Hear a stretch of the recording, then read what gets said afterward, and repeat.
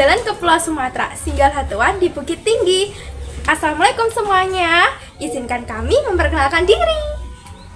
Mulai dari saya Milda Nurul Agustin, nomor absen 19.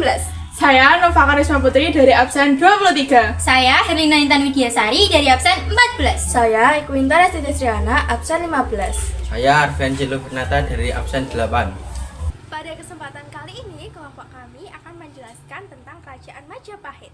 Yuk simak presentasi dari kelompok kami. Tarik ses semongko. Untuk yang pertama, kita akan membahas tentang letak geografis Kerajaan Majapahit.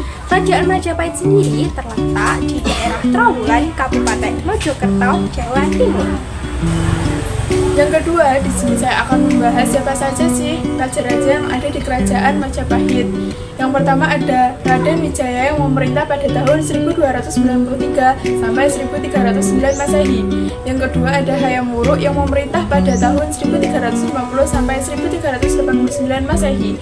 Yang ketiga ada Kertawijaya yang biasa dikenal dengan Brawijaya, memerintah pada tahun 1447 sampai 1451 Masehi. Yang keempat ada Patih Hidayah yang memerintah pada tahun 1489 sampai 1527 Masehi. Nah, yang ketiga adalah politik atau pemerintahan Kerajaan Majapahit. Kehidupan politik Kerajaan Majapahit digambarkan sebagai sistem monarki yang kompleks dengan raja sebagai penguasa tertinggi yang dianggap sebagai penjelmaan dewa. Raja dibantu oleh pejabat-pejabat birokrasi yang terstruktur, termasuk patih, mahapatih, senapati, serta dewan kehormatan yang terdiri dari para bangsawan. Tur pemerintahan Majapahit sangat terorganisir dengan baik, dimulai dari pusat hingga daerah. Pembagian wilayah administratif meliputi bumi atau pusat kerajaan, negara, provinsi, watek atau kabupaten, kuwu atau lebih tinggi dari kecamatan, wanua, desa, dan kabuyutan dusun kecil. Yang keempat, kehidupan ekonomi Majapahit. Kehidupan ekonomi Kerajaan Majapahit didasarkan pada dua sistem utama, yaitu agraris dan maritim. Pertanian menjadi tulang punggung ekonomi dengan sistem irigasi canggih yang mendukung produksi padi dan palawijaya. Yang kelima, sosial dan budaya. Kerajaan Majapahit memiliki sistem sosial berlapis yang terdiri dari 4 kasta utama ditambah golongan di luar sistem. Budaya Majapahit sangat kaya dengan kesenian ukir yang detail dan karakteristik yang khas. Seni ukir menggambarkan alam dan fauna seperti bunga, naga, dan burung. Bangunan-bangunan kerajaan juga memiliki desain megah dengan ornamen dan ukirannya yang indah. Nah, yang keenam ada peninggalan-peninggalan Kerajaan Majapahit, yaitu yang pertama Candi Penataran adalah candi terbesar di Jawa Timur yang dibangun pada masa Raja Hayam Wuruk dan diakui sebagai warisan budaya dunia oleh UNESCO.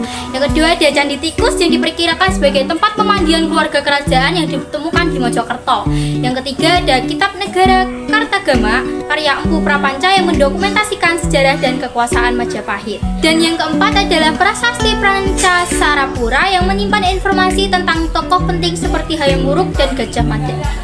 Nah, teman-teman tahu nggak sih apa aja kesimpulan dari presentasi kelompok kami tadi?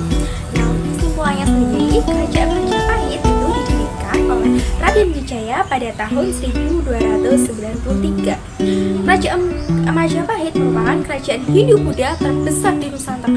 Wow, seberapa besar ya? Nusantara aja meliputi Indonesia, Malaysia, dan juga Singapura. Nah, Kerajaan Majapahit mencapai puncak kejayaan pada masa pemerintahan Raja Hayam Wuruk pada tahun 1350 sampai 1389. Lumayan lama ya teman-teman. Kerajaan Majapahit juga mempunyai patih yang sangat terkenal loh. Kalian tahu tidak siapa patihnya? Patihnya yaitu Patih Gajah Mada. Nah, patih ini adalah patih yang mengemukakan Sumpah Palapa. Dan Kerajaan Majapahit memiliki pengaruh luas menguasai hampir seluruh wilayah Indonesia dan menjalin hubungan dagang internasional. Peninggalan budaya dan sejarahnya seperti candi, kitab itu mencerminkan kemajuan peradaban pada masa itu loh.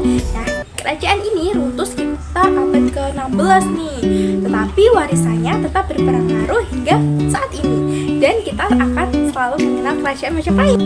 Sejarah adalah guru terbaik untuk masa depan. Mari kita belajar darinya agar dapat menciptakan perubahan yang berarti. Sejarah mengajarkan kita untuk memahami perjalanan hidup manusia dan mengambil hikmah dari setiap peristiwa. Dengan belajar sejarah, kita dapat membangun masa depan yang lebih bijaksana dan penuh makna.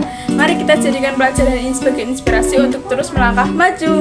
Pasar membeli pepaya, tidak lupa untuk membeli daging sapi. Terima kasih rekan-rekan semuanya, semoga selalu bermanfaat dan happy. Nah, sekian presentasi dari kelompok kami. Bila ada salah kata, kami mohon maaf yang sebesar-besarnya. Terima kasih. Wassalamualaikum warahmatullahi wabarakatuh. Dah.